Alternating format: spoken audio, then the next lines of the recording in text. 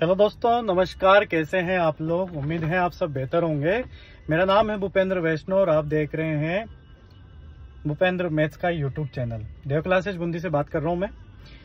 आज की बिल्कुल तरोताजा जो न्यूज है वो सुबह सुबह 6:15 बजे हमें देखने को मिली। अब 6:15 बजे क्या न्यूज देखने को मिली, ये हमारे लिए समझने वाली बात है कि डॉक्टर भागचंद जो बधाल जी हैं वो RSMSSB के सचिव हैं, यानी कि RS हैं। वो क्या है? वो RS अधिकारी। उनका सुबह सुबह 6:15 बजे एक ट्वीट आया जिसमें उन्होंने कहा कि कुछ अभ्यर्थी पूछ रहे थे कि भाई पटवारी भर्ती का क्या सीन है। तो उन्होंने बताया कि जो पटवारी भर्ती है उसकी अभ्यर्थना आ चुकी है और जिसका नंबर है 2998 वैकेंसी है, यानी कि लगभग पूरे 3000 पद हैं इसके अंदर।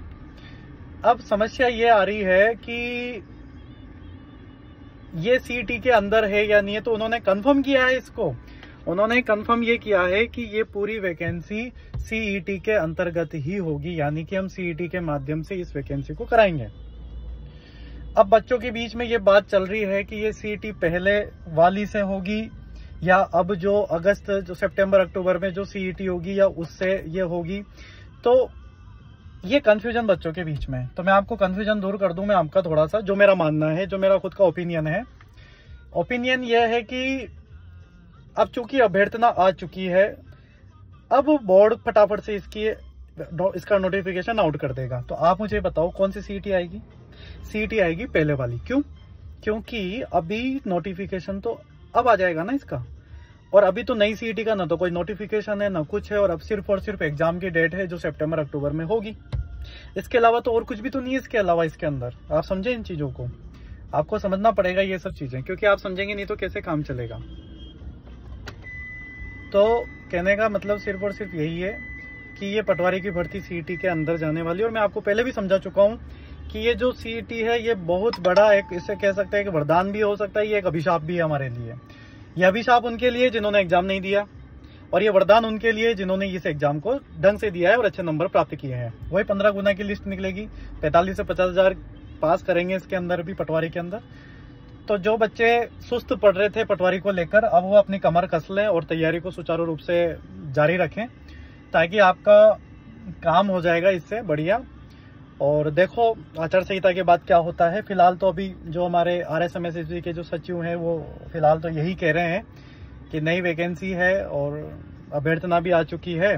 राजस्व मंडल विभाग ने अभ्यर्थना, और ये कोई किसी बेरोजगार संघ के या किसी ने नेता लोगों ने का ट्वीट नहीं है, ये RSMSB जो बोर्ड है उनके सचिव का क्या है, ये ट्वीट आया सुबह 6:15 बजे। अब सुबह से 6:15 बजे ट्वीट आना अपने आप में एक बहुत बड़ी बात हो जाती है।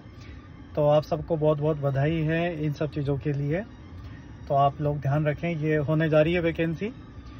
और अब कर भी क्या सकते हैं, ये विदाउट CET, पहले हम सोच रहे थे सबकी ये विदाउट CET है, लेकिन ये विदाउट CET वैकेंसी नहीं है। इसमें आपको CET के अंदर ही ये वैकेंसी आएगी और आपको ध्यान रखना है। और नई CET तो होती रहेगी, लेकिन उसके पहले ये पटवारी है तो ये पुरानी CET के हिसाब से ही लेंगे, क्योंकि अभी LDC का नोटिफिकेशन आया था, तभी इन्होंने पुराने नोटिफिकेशन से ही, मतलब पुरानी CET से ही इन्होंने फॉर्म भरवा दिए थे इसके अंदर। तो पटवारी के साथ भी यही हाल होगा। मैं फिर कह रहा हूँ 100% आप लिख के ले लो, ये पुरानी CET के थ्रू ही एग्जाम होगा। तो आप लोगों को बहुत बहुत शुभकामनाएं भी हैं। जिन्होंने CET दी है उनको बहुत बहुत शुभकामनाएं, और जिनने नहीं दी है उनको अगर CET की तैयारी करनी है उसकी शुभकामनाएं आप लोगों को। ठीक है, तो बहुत बहुत धन्यवाद आपको, बहुत बहुत thank you so much, thanks again.